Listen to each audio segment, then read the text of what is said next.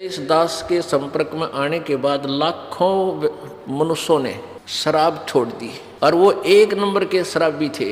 घर में भी कहर तारे और गांव में बदनाम और डेली शराब पीनी, रोज को बंद करनी। और जब उन्हें ये ज्ञान हुआ, परमात्मा की मेहर हुई, यो नाम ले लिया, उसके बाद कति ना वो छोड़ दी शराब, तमाकू, सुल्फा, सब बकवास छोड़ के, और फिर नाम पे इतनी स्पीड तो लाग गए। जो पैसा वो बर्बाद किया करते उसी स्पीड से फिर दान करने लगे। उनका स्वभाव है यो। तो लोग पहले तो न्यों क्या करते, यो शराब पी कर नाश करेगा, कर दिया इसने घर का नाश। और फिर इस दास की शरण में आए तो वो रोज सत्संग में आवे, क्योंकि अनमोल ज्ञान।